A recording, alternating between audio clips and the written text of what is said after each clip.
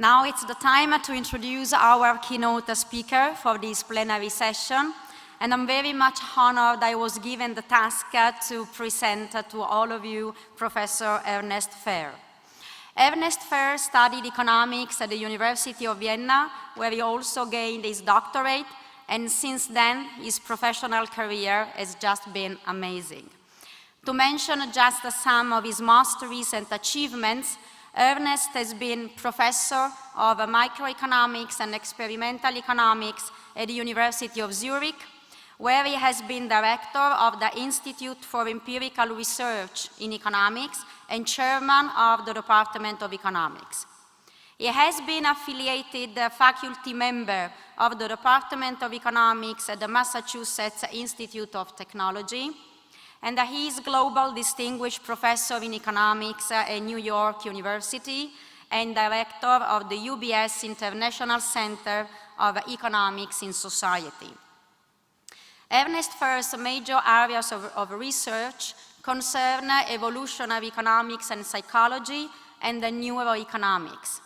He has conducted several research on the impact of social preferences on competition, cooperation, and on the neurobiological foundations of social and economic behavior. Ernst, I think that you do quite a fascinating and impressive research. And I think that the major findings of your research have also interesting relevance for our society. Once I happened to listen to an interview you gave where you were asked to tell about the most interesting research project you were conducting. And you explained that you were working on brain stimulation so to change behavior. And that the evidence suggests that this way we can increase compliance to social norms. And I thought, wow, that's great. Did you ever try this to test to Italian politicians? Thanks again for having accepted our invitation. The floor is all yours. Professor Ernst Fehr.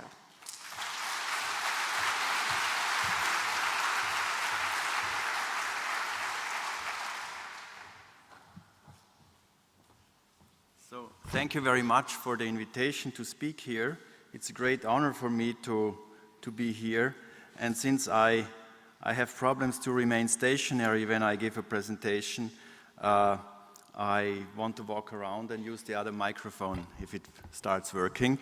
So when I was asked to give a presentation here, I saw the title of the conference, which was De Gustibus Disputandum non est, so you can't quarrel, you should not, or you must not quarrel about tastes. Now, I chose deliberately a title that's completely the other way around. De gustibus est disputandum, we must quarrel about tastes, is my message. And the subtitle is The Emerging Science of Preference Formation, as you see on the slides. Now, why did I choose this title? Well, I have been engaged in a research program for years, about endogenous preferences. Since my time as a student, I never could accept that preferences are taken as given, because for me it was, and in this sense I always was more a sociologist than an economist, it was always clear they have to come from somewhere, and we should know where they come from and what the determinants of preferences are. And what I'm going today is I show you a little bit of this research I have done. In particular, I'm going to show you that society and specific aspects of society have an impact on time preferences, on risk preferences, on social preferences. And these three kind of abstract preference types impinge almost on every behavior we undertake. Obviously, risk preferences are important for health decisions, time preferences are important for health decisions, but also social preferences are important because there's a lot of implicit helping that's important in the health sector. Now, when I started my research program, I wrote an email to one of my friends in sociology. It was Peter Hedström, who was then professor at Oxford University, and asked him, Peter, please give me some references about what sociologists know about the determinants of preferences, because I believe that you believe that preferences are shaped by society. And then Peter sent back the following email.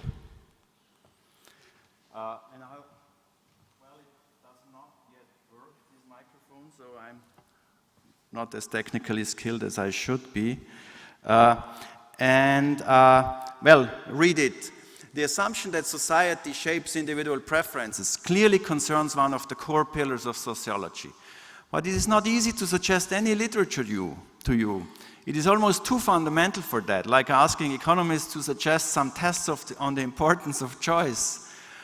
Almost all sociologists take it as obvious that individual preferences are formed by society, and that society, so to speak, exists within persons. I think it's a wonderful phrase. Society exists within persons. I couldn't agree more in some sense, but what's the evidence for that?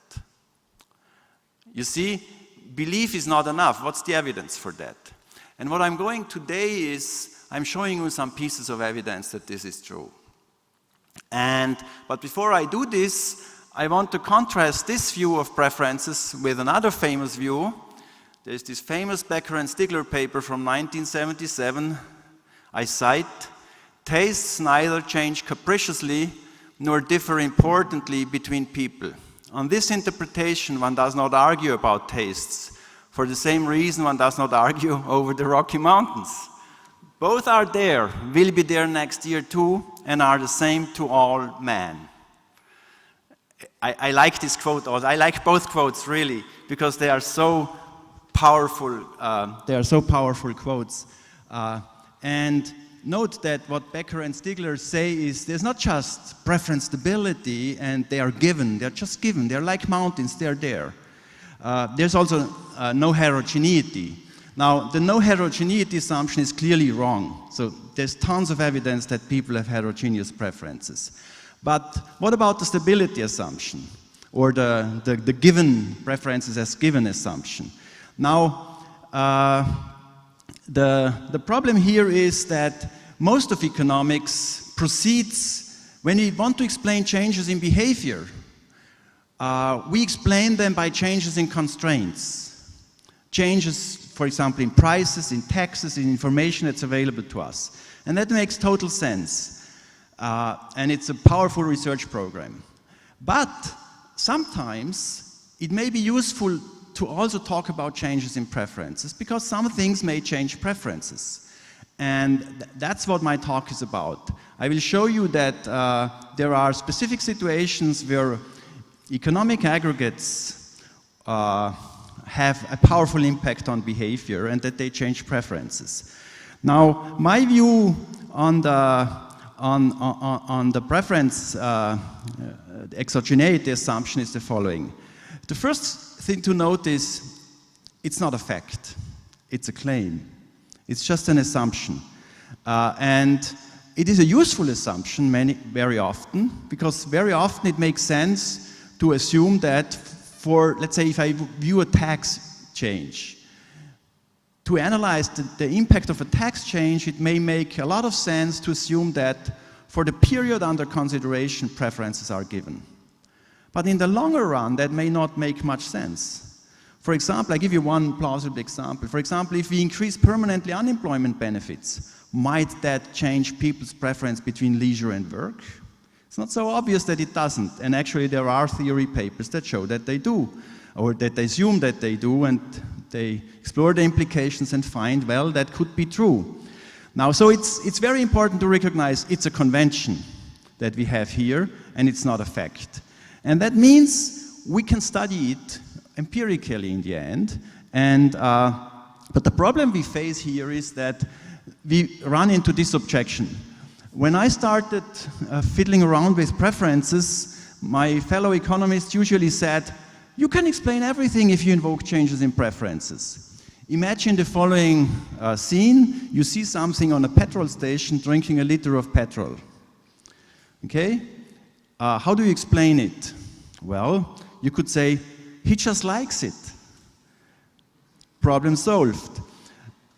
Now, of course, that shows how easy it is if you just arbitrarily invoke preference changes, you can explain everything.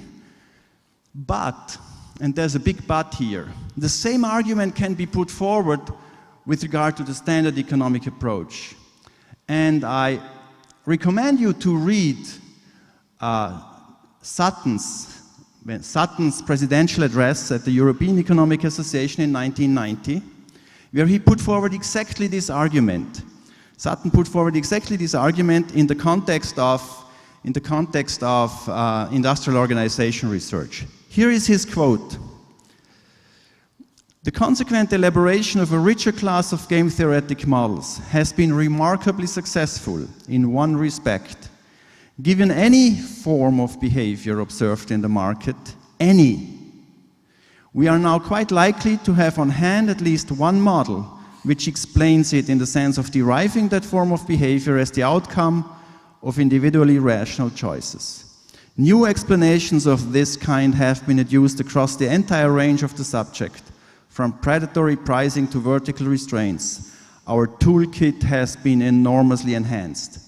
And basically what this boils down is what I experienced when I first met one of my long-term collaborators, Klaus Schmidt, who is a very good applied game theorist. When I met him the first time, he told me, give me a real-world contract, and I choose you an extensive form game that explains that real-world contract as a rational outcome. But what does that mean? We economists have become so skilled in generating models that we, in a sense, can explain everything within the constraints framework, everything. So the same objection that I just showed you against preference-driven research, explaining changes in behavior in terms of changes in preferences, the same accusation can be put against the standard approach. You can explain everything by generating the right model. So in the end, what we need on both accounts, whatever your approach is, we need to discipline what we do with empirical evidence. Okay, that's in the end what we need to do, and that's my purpose today. I try to show you evidence. Now, my view is that basically the time is ripe for the science of preference formation. Why is it ripe? Well, we have all ingredients. We know how to measure preferences. We can do this with behavioral experiments. We can do this with good surveys. 25 years ago, we didn't have that knowledge. We also have the causal econometric tools. You know all the names: difference in difference estimator, regression discontinuity, randomized controlled trials. We know all these causal methods. They're there. So we just have to combine it and apply it to the problem. So the time is ripe to study the impact of preferences on the change in preferences on changes in behavior. Okay, so before I proceed here with my concrete examples, let me make a little advertisement. Here is one of my programmatic papers on this. So I have a paper with Carla Hoff on tastes, castes, and culture in the Economic Journal on the influence of society on preferences, where I describe what one can explain, what one can hope for with this approach, and why it is useful to go along this road. And before I go to the examples, let me also point out some of my neuroeconomics findings, because I won't talk about them today. So what we have been able to show is that if I stimulate basically what's called DLPFC here, dorsolateral prefrontal cortex. This is this area here, roughly, when you look at me now. So on the right side or on the left side, but mostly on the right side, if I downregulate the neural firing activity in this area, and I can do this non-invasively, so I get a time window of 10 or 20 minutes where I can do my experiment, I can make you more impatient, I can make you more risk-loving, and I can make you more selfish. So neural firing rates have a causal impact on the behavior of the people. Now, I have these non-invasive brain stimulation tools, but society exerts also an impact on the neural firing rate here. So we know the mechanism somewhat, it's still vaguely known, but we know definitely if I downregulate this brain area, I get a significant impact. And by the way, it's really amazing that with very weak electrical stimulation, you can manufacture these behavioral changes. So, and now, just think of society doing this instead of me as a non-invasive brain stimulator. Then you get a view about the endogeneity of preferences that it basically pops up very naturally. Now let me come to my examples. So I give you 3 examples. I hope I have time. The first example is I will show you that aggregate asset prices feed back on risk preferences. You see, the standard argument is risk preferences are decisive for what people do. And I now show you the reverse causality. Aggregate asset prices feed back on risk preferences. Second, I show you that the business culture in the banking industry, at least in the banking industry we examined, has a significant impact on people's moral preferences, on the degree to which they are honest. And third, this is perhaps most closely related to a health economics topic, is our research on female genital mutilation. So some years ago I have been asked by UNICEF to help them to solve that problem. It's a big problem. Every year roughly 3 million girls are at risk of being cut, and I show you how we can change seemingly deeply entrenched attitudes that are there for decades, if not centuries, with movies. So we do an RCT, randomized controlled trial, where we randomly assign the participants to different movies and show how we can change and examine how we can change their attitudes towards cutting. And if I have time, I mention also 2 other cases. I have a research on how the nuclear catastrophe in Chernobyl affected the Ukrainian people's risk and time preferences. And there's some research showing how you can change your kids' social preferences. Okay, let me come to the first topic. Do aggregate asset price movements affect risk preferences? Now, why is this an important question? Here it is why. You might say, metaphorically, these are the 2 graphs that won Bob Shiller the Nobel Prize in economics. What you see here is the real Standard & Poor's stock price index from 1870 to 1970. This is famous 1981 paper. And this is the ex-post rational stock price. And this gave the paper the title saying, are stock prices justified by subsequent dividend payments? And obviously they are not. There is excess volatility. Prices wildly fluctuate much more than the rational price fluctuates. So this is a puzzle. And financial economists are struggling with this puzzle now for years. Now, one potential explanation is here, and that is what behavioral economics behavioral finance focus on, is beliefs. So maybe beliefs generate this excess volatility of asset prices. There's another channel, which is preferences.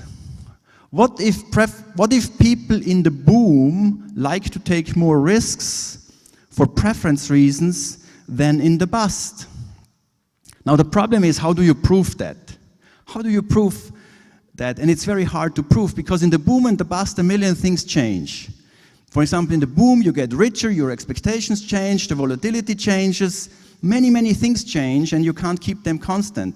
So backing out preferences from observational data is almost impossible. So we chose another route. We used the so-called priming technology. What is priming? Well, priming is a method in psychology that goes as follows.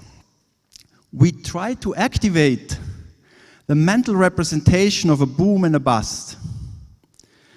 So we made booms and busts mentally salient, in our subjects. And then we ask the question, does the mere mental priming, so making things salient, making a boom salient or a bust salient in their mind, does that change their risk preferences?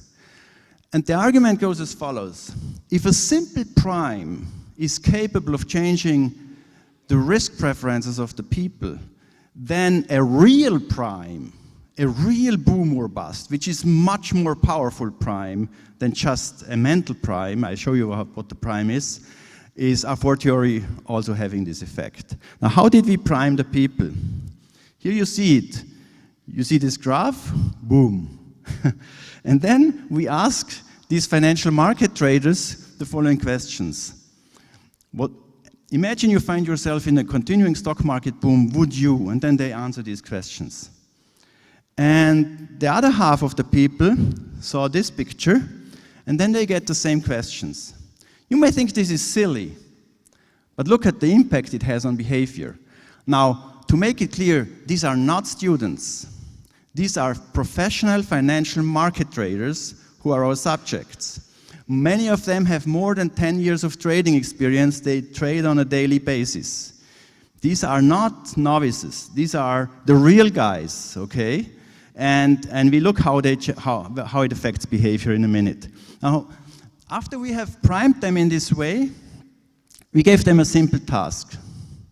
And the task is very simple. You get 200 Swiss francs, and you can keep any of the 200, or you can invest any into a risky asset. And the risky asset has a 50% probability that for any franc you invest in the risky asset, you get 2.5 francs.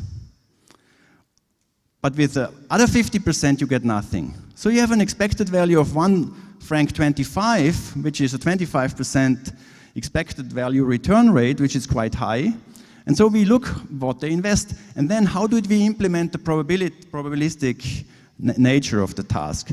We have a box. There's a yellow and a red ball in the box. And they see it. We cover the box. And at the end, they put their hand into the box and draw a ball. They know exactly. They have seen there are only 2 balls there. If they draw yellow, yoo-hoo, I have won. If they draw red, I've lost. It's very simple. Probability is absolutely clear for them. There's no doubt.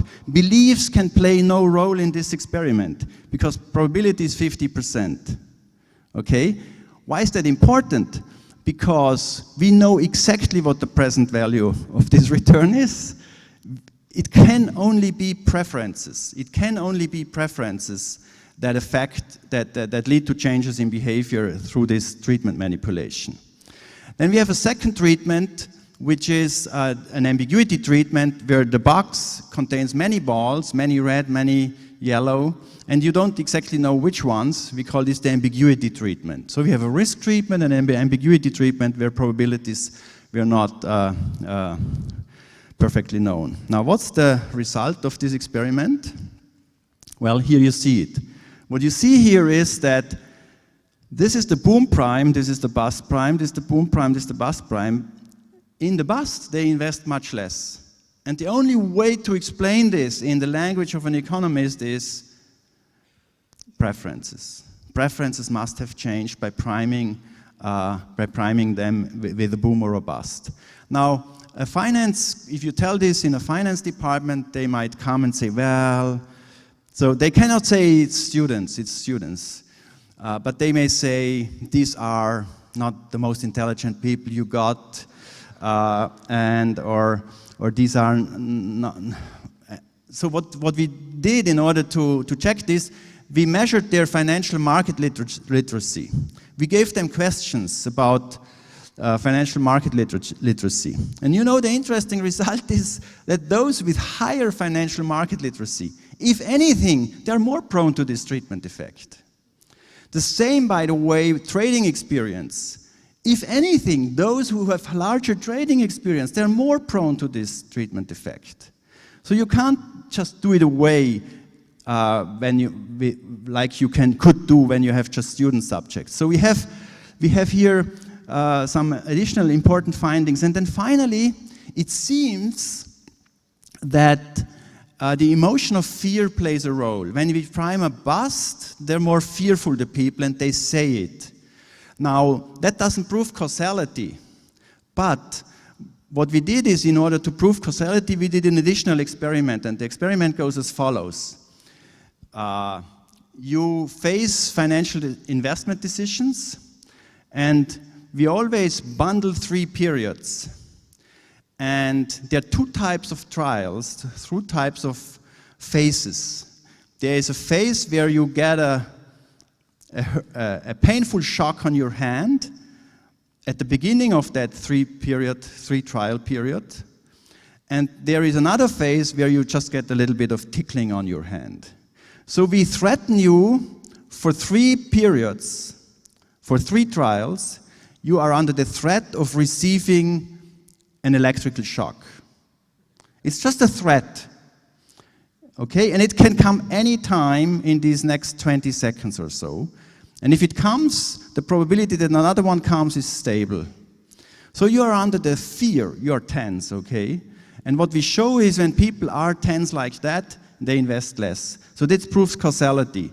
So it's a very, very powerful fear induction paradigm that we have here that proves the causal impact of fear on risk aversion. So our conclusion from all this is busts induce more fear, and fear leads to more risk aversion.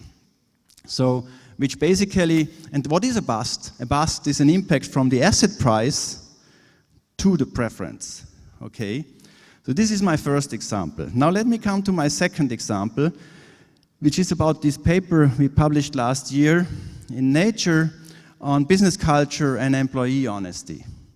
And you also read the newspapers, and you know that over the last 6 or 7 years, there was no week in which we couldn't read that some employees in some bank did something wrong.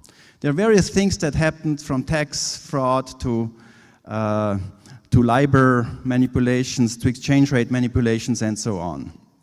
Now, you may have seen this guy. This guy is Jérôme Kerviel. He caused almost a €5 billion loss through excessive risk-taking.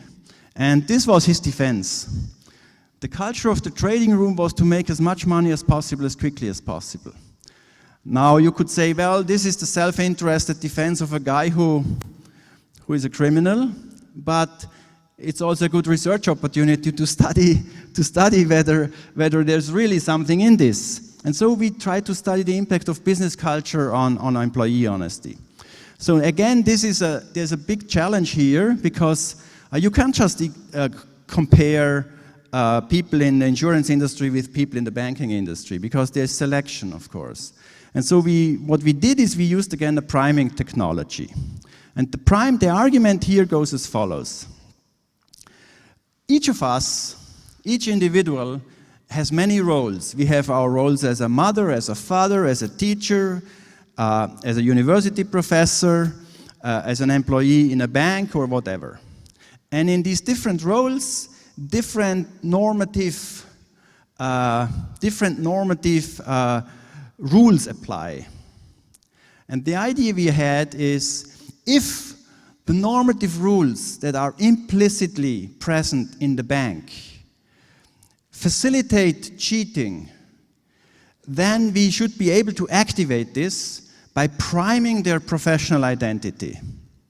So the idea was, I make them mentally, it's the same technology as before, I make it mentally salient for these employees that they are employees in a bank. And for the other half of the employees, I make it mentally salient that they are also a father or a mother, or that I ask them what they like to do in their leisure time.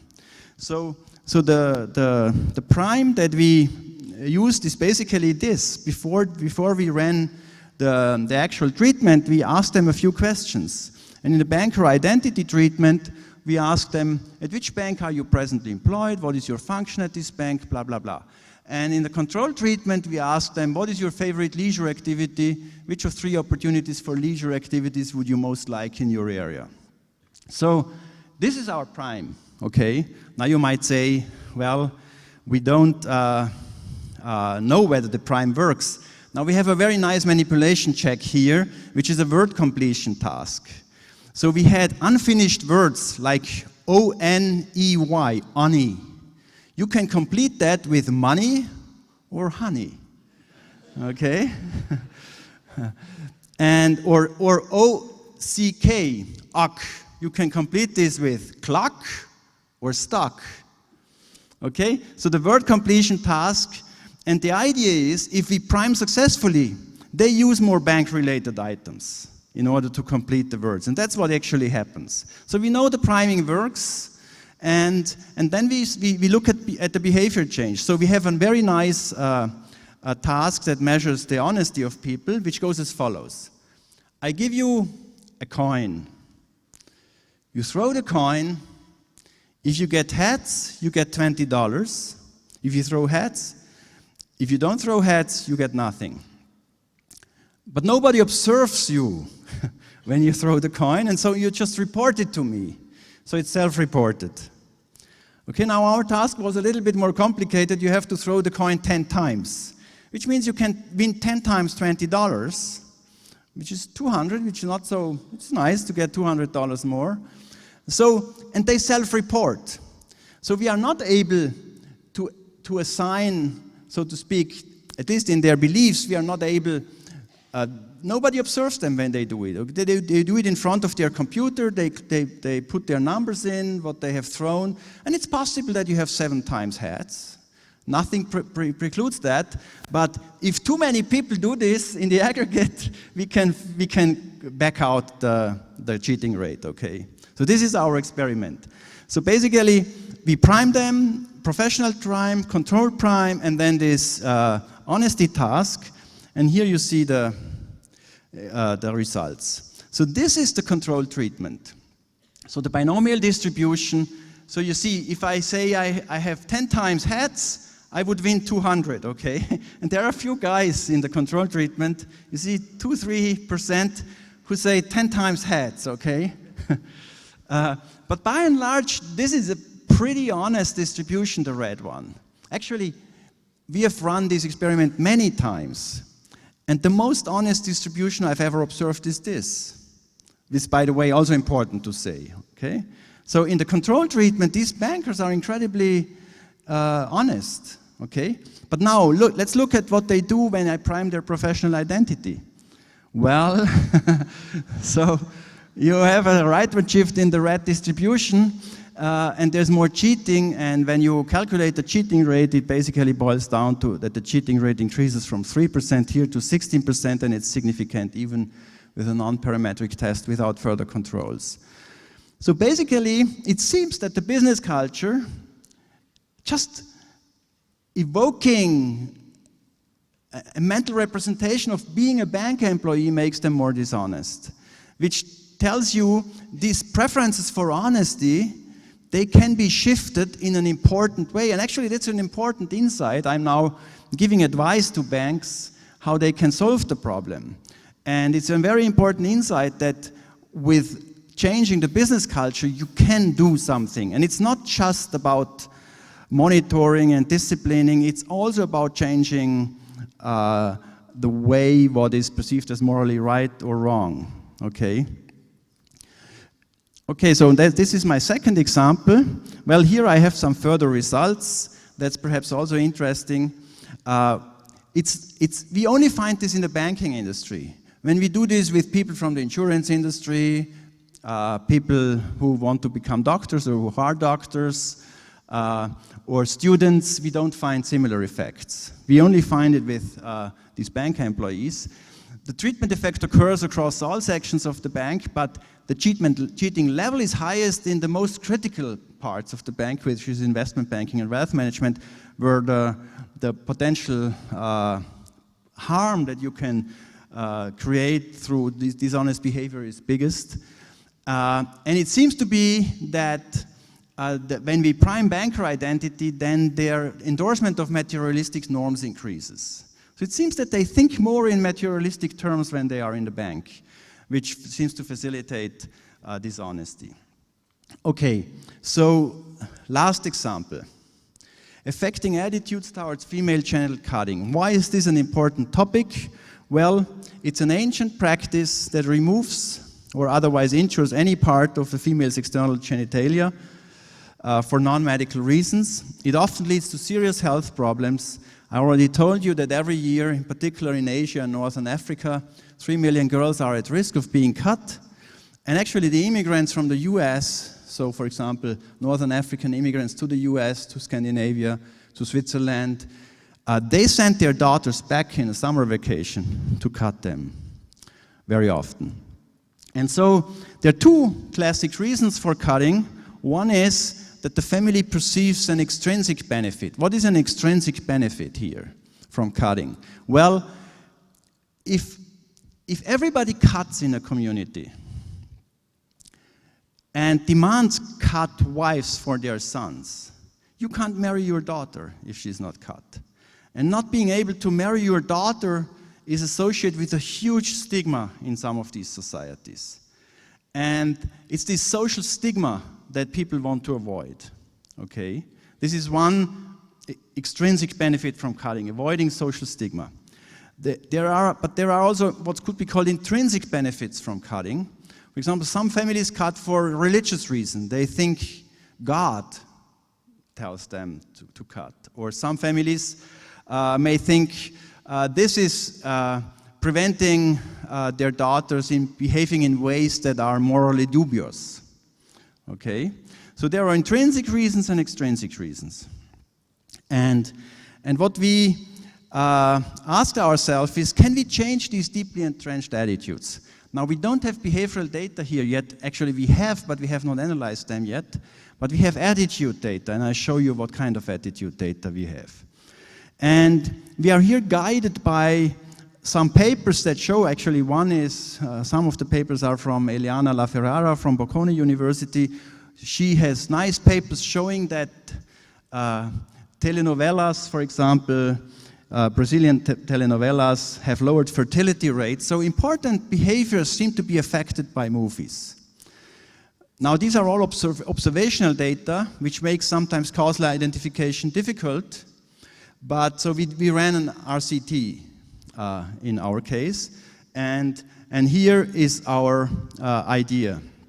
So we basically hired somebody to write a script for us. It was a Sudanese writer, a famous Sudanese writer. So he writes a script for us. And then the script was transformed into a movie. It was quite an expensive, so it's quite high fixed costs, but once you have it, the marginal costs are very low. Okay? And we have 4 movies in total. We have a control movie, we have a values movie, I tell you in a minute what that is. We have a stigma movie, and we have a combined movie, values and stigma movie. And all the movies share an entertaining plot which is not about cutting, so people like to watch the movie, that's important. And then the 3 treatments, namely values, stigma, and combined movie, they have a subplot that differs. And then people are randomly assigned to the different movies. And here I show you what is, and now what's very important here is the following. Old methods to prevent cutting focused on deterrence. You see bloody, I mean, it's kind of similar to the tobacco deterrence pictures you see sometimes. You see somebody with terrible foot or with terrible teeth or whatever. And some of the old methods, they were inspired by the same thing. So showing people cruel pictures that they harm their daughters and so on. And basically, nobody has ever evaluated the impact, but aggregate cutting rates didn't seem to move much from this. So we thought, let's try a different way. Let's have a discourse in an interesting movie. And in the discourse, within the movie, the different characters, they put forward arguments on one side and the other side. So all the arguments are legitimate in that movie. But they are weighed, and there is some thought. People they move on thoughtfully in this movie, okay? And the way we did it in the values movie is as follows. So the characters present arguments based on their own private evaluation of the relevant costs and benefits. For some characters, health is paramount. Others worry about religion, and other characters worry about morals. And the important thing is that the subplot basically depicts these competing concerns, and And then the characters examine and evaluate and eventually alleviate the fears and the concerns they have. And finally, the family decides not to cut their daughters. It's the extended family, okay? This is true in every of the treatments. Finally, the family decides not to cut their daughters. But it's not, you don't come with the sledgehammer and say, don't cut. It's more a very thoughtful discussion in the movie. And the same for the stigma movie. In the stigma movie focuses on the need to match the prevailing, to live up to the norm in the community. But in the movie, people had disagreement about what the going norm is and how strong it changes, okay? So this makes for an interesting discussion. Some argue, well, norms will never change. They have been here for 100 years. They will be here for another 100 years. Others argue, no. There is change going on. Some families stopped cutting, and then they collect information in the movie and find, yes, indeed, some families stopped cutting, and so on. And finally, they come to the conclusion, well, maybe we can also affect maybe our extended community with our own decision. So they discuss explicitly the interdependence of decision making here, and finally the family stops cutting. So we have here two movies, and then we have a combined movie. And now, so these are the treatments. Now let me talk to you about how do we measure attitudes. Now, one problem is you can't go to these families and ask them whether they cut their daughters. I mean, that's what the usual surveys do, but I have doubts that you get honest answers. Because it's such an intimate question that many people don't give you some people don't give you the right answer. So we found two ways around this. One way is we found a way how we can measure, at least in this area of Sudan where we did the study, objective cutting rates. And the way we found out is the following. When the girls are cut in that region, they are cut typically when they enter school. And then the first time in their life, and the first time for the next also 10, let's say another 10 years, they get henna on their feet. And henna on their feet is a sign of being cut. And so we have now thousands of photographs of feet that are rated by independent raters that give us an objective measure of cutting, basically, which is also validated by some doctors' accounts.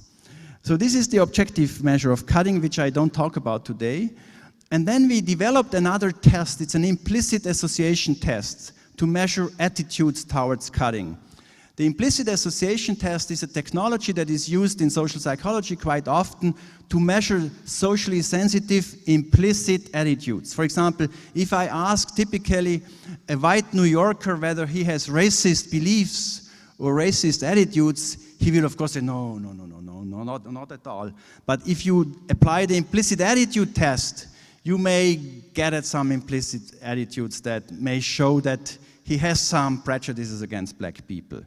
And the same can be used for other social sensitive issues, and we basically developed such a test for female genital cutting. Here is how the test goes. How does the implicit attitude test work? What you see here is, this is a cultural symbol for an uncut girl. Everybody knows that in this region, okay? This is a cultural symbol for an uncut girl. This is a cultural symbol for a cut girl distress. And now you see an uncut girl here, and your task in this task is to match this uncut girl with this pink button, so to speak, okay? Now, why should this, and what we do is we measure how long it takes for you to do this. Now, you see this uncut girl is matched with a negative symbol. So, if you have a positive view about an uncut girl, and it's matched with a negative symbol, that introduces what psychologists call a Stroop type, a cognitive distortion for some milliseconds. It makes you a little bit slower, okay? But if you have a negative view about an uncut girl, it goes very quickly, okay? So we measure reaction time differences. We have a long list of such tasks. We counterbalance everything and so on. And so subjects have to, as quickly as possible, to match the uncut girl in the middle with the corresponding girl on the left, and subjects with a positive attitude towards uncut girls, they are predicted to be slower because they have to match something positive with something negative. There are Stroop-type tasks in social psychology, and they work usually quite well. Now, we have a validation of this. We look at average, we have 45 communities, these are other data, and we take the mean implicit attitude tests and correlate it with cutting rates, and what you see here is that the higher the cutting rate, the lower, the more negative is the attitude towards uncut girls. So kind of that validates in a sense the measure, okay? Now having validated the measure, let's look at the treatment effect. The treatment effect is basically, comes on this picture here. We calibrate the measure, that's the usual method here, it goes from -2 to +2, and this is the result. So what you see here is in the control treatment, they have slightly negative views about uncut girls, and we turn them into, on average, positive views, and it's significant.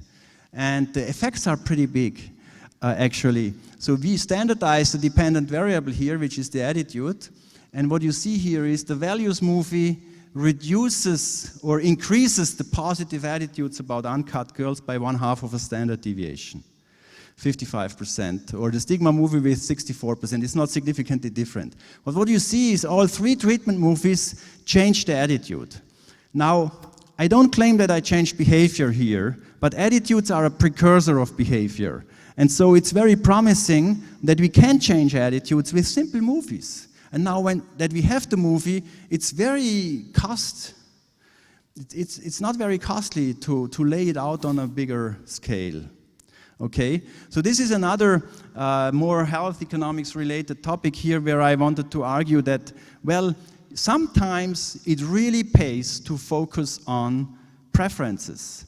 And in particular, when you have to do with a problem where there are deeply entrenched norms and moral values at stake, there's just no other way out than just to change these moral values to some extent, or their attitudes towards cutting. And that finishes my talk. So let me, actually before I finish, it finishes my talk essentially. I have 2 other examples which I only mention on the side. We have some evidence. I have written a paper with Johannes Haushofer last year where we put together all the evidence indicating that severe poverty causes stress, and stress causes a change in preferences. So in particular, it seems to be the case that stress leads to an increase in present-orientedness and an increase in risk aversion. You can even manufacture that by giving people cortisol for a week. They become much more risk averse. That's one finding where we see that preference changes may be an important channel of the perpetuation of poverty. And then there is another fascinating research underway. It's not yet published, by Armin Falk and colleagues from the University of Bonn. What they do is they provide 7 to 8-year-old children from low socioeconomic status families with a weekly friend. A friend. What is a friend? A friend is somebody who comes one afternoon per week and is taking care of the child. They may go to the cinema, they may learn together, they may just sit in the park and talk. It's a caretaker for one afternoon. He measures preferences, social preferences ex ante and ex post, and he has treatment and control, and he has some really stunning results. In particular, there seems to be intergenerational transfer of low social preference, low prosociality between mother and child in these low socioeconomic families. Basically what it boils down is, on average, these mothers are much more selfish and their children are also much more selfish. After the treatment that goes for a year, this intergenerational link is basically broken. Children become pro-social, mothers stay less pro-social, which is quite amazing that you can change children's pro-sociality.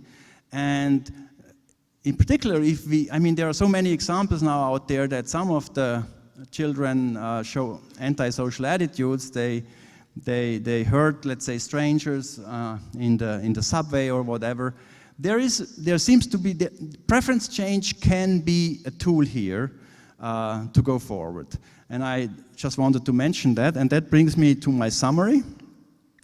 We all agree that preferences are an important object of scientific inquiry. However, what has been forgotten in the past is that these preferences themselves are not stable. They may be subject to change by environmental variables such as the way we interact with each other, the way asset prices evolve, and so on, the way business culture is organized or established, and there are important feedback mechanisms from society to preferences, and it makes a lot of sense to examine these channels because that is policy relevant in my view. And I want to close my talk with how I started it. De gustibus est disputandum.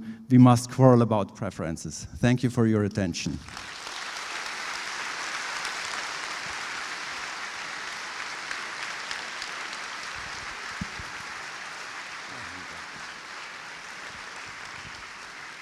I think we've all enjoyed this talk. IHEA has a conflict of interest policy which requires that we be transparent.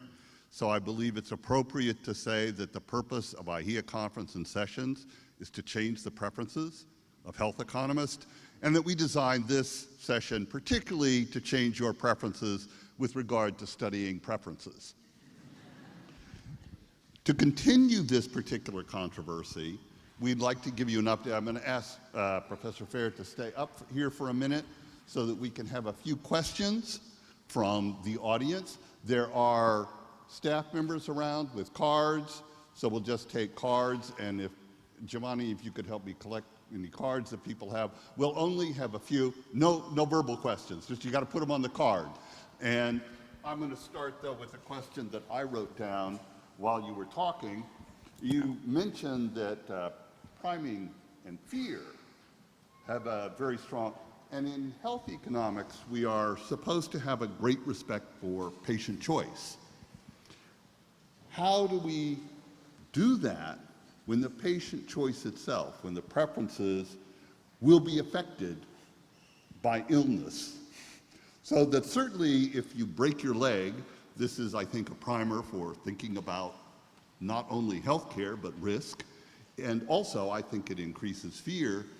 And would this be different if your leg was broken or if you were seriously depressed? Would we need to study those two things quite differently? I didn't fully understand the question. So do you say,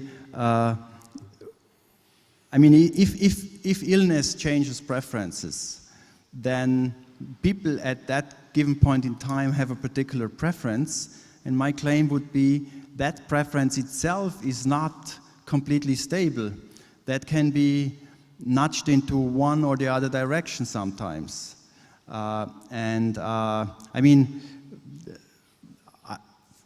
Some examples are just by how you present statistical evidence, you may change people's choices. And so if you have a good reason to argue that one treatment is clearly better but they resent it, you may use one of these nudges to achieve that. Okay, thank you. I have a question, I believe, from Andrew Jones, or I'll attribute to one of the three people there, which is that society devotes very significant resources to training physicians. Yeah. Will it be possible to use these as levers so that we can understand how the health system changes in the way that we change? Can you say the first thing again? So society devotes significant to physician training. Yeah.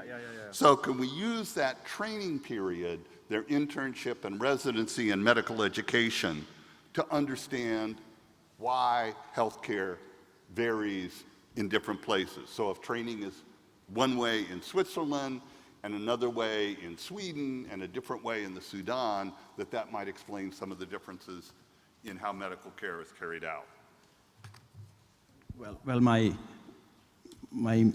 impulsive answer, so to speak, is yes, of course, this could be a factor, but as always, when you are approaching this scientifically, you would have to study, so to speak, the multiplicity of all factors and then find a way to identify the impact of different education systems on how healthcare is provided. Yes, I believe that the way, I also believe, for example, that the way we teach economics has a big impact on the social preferences of economists. I believe that we have studied economists' social preferences, and the interesting thing is whether they are very left-wing or very right-wing, they put a lot of weight on efficiency, on the total pie, and they put much less weight on equality or distributional concerns.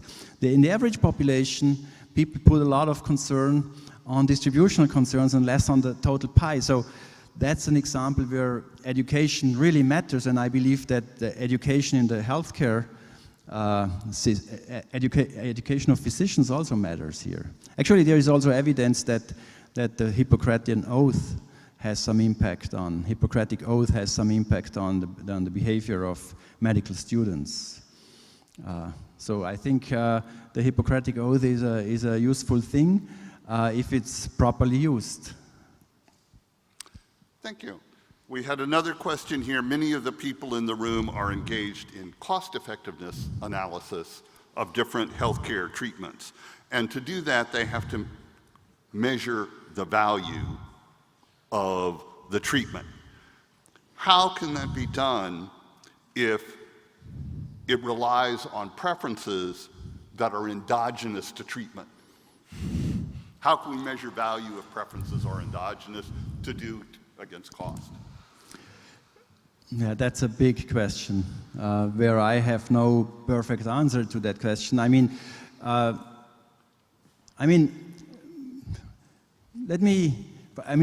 big question, for example, is about organ donation. So I have always been, we know that default rules matter, for example, in organ donation. So, and most people don't make deliberate choices about organ donation. So when it comes to, the short answer to your question is it's an unsolved problem, and I have no perfect solution to that problem. If preferences are endogenous, we have to come to grips with our welfare economics. Now, I should say something important in this context. When I say preferences are endogenous, for rhetoric reasons, I bring this quote by Becker and Stigler. But in the end, I believe I do not disagree with Gary Becker, and I tell you why. In the end, let's assume we know all the factors that shape preferences. Then I would have a meta theory, a structural theory about all the factors that affect preferences.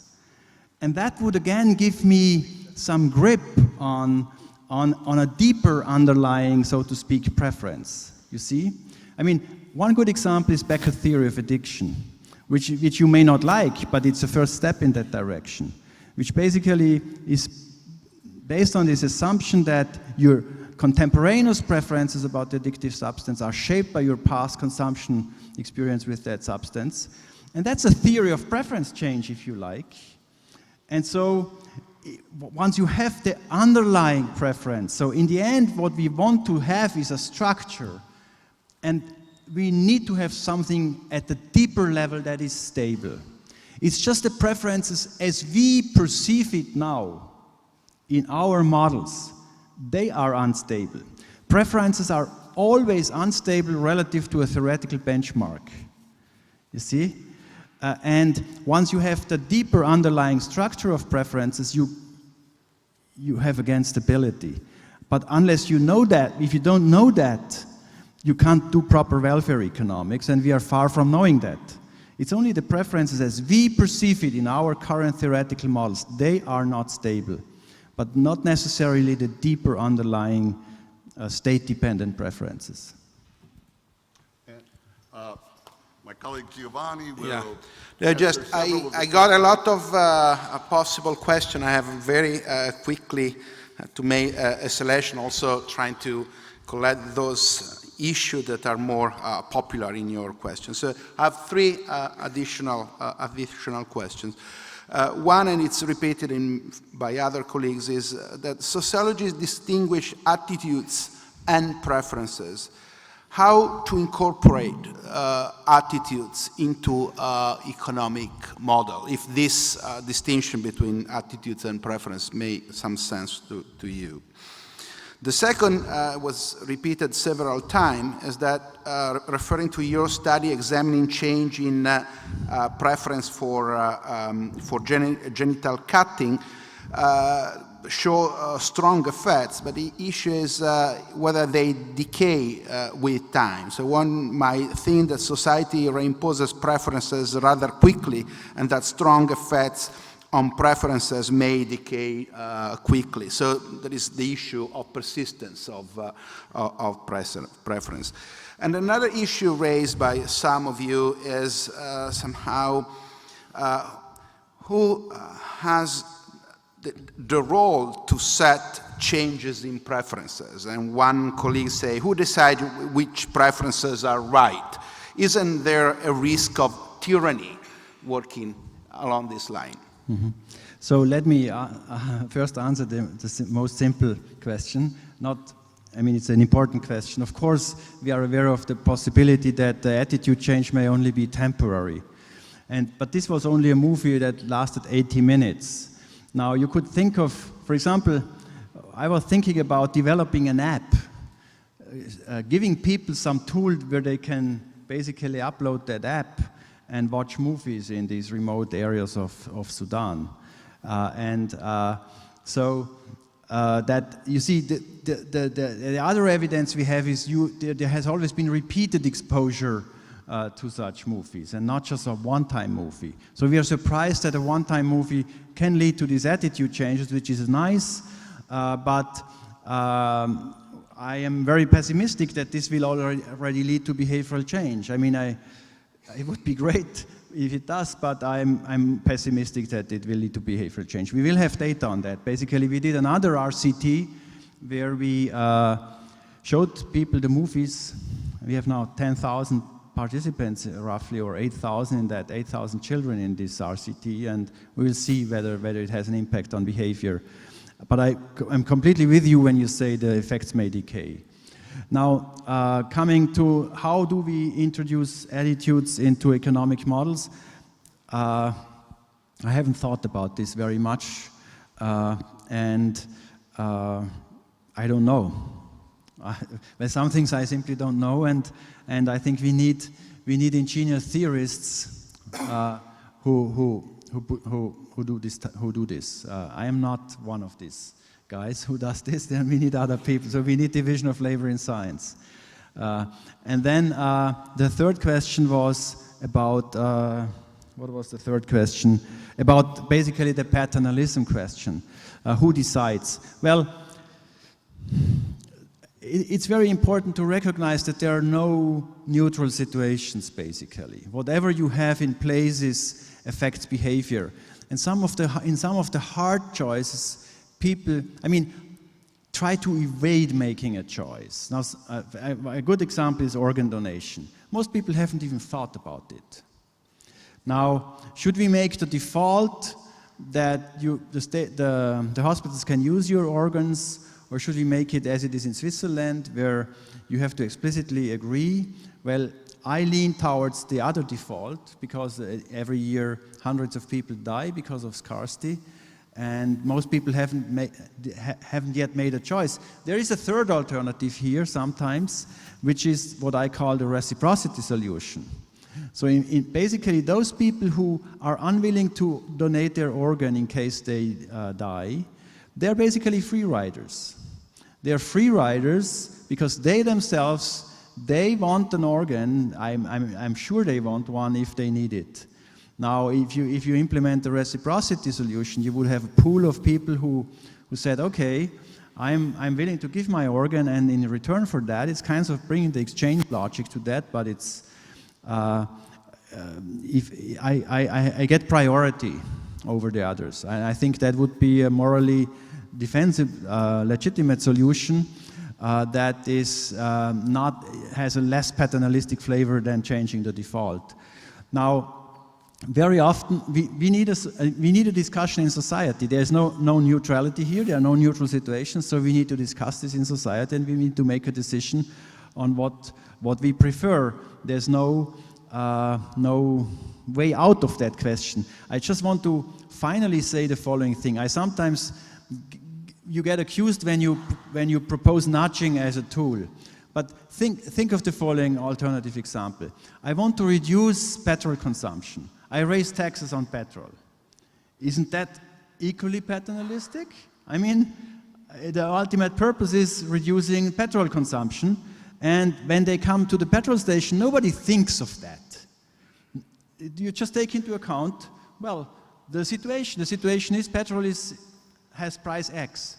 And the same is it when you use framing.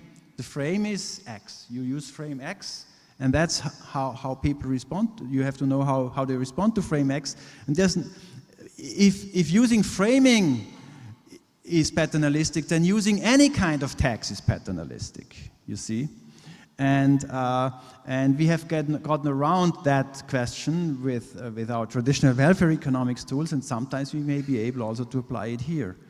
And so I don't see a qualitative difference between, let's say, some more subtle psychological ways of changing behavior and the method we economists traditionally use, like forbidding things or changing prices. Thank you so much. I would like us to have, at this first I think I should reveal that we at IHEA have embedded an unobtrusive measure of whether or not this was an interesting talk, which was to look and see how many people filled out cards, and we have many more cards than we have time for questions, so I'm hoping that Professor Fehr can talk with a few of you as we have lunch outside, but I think I would like to thank him at this time for a fascinating talk as measured by the number of cards filled out.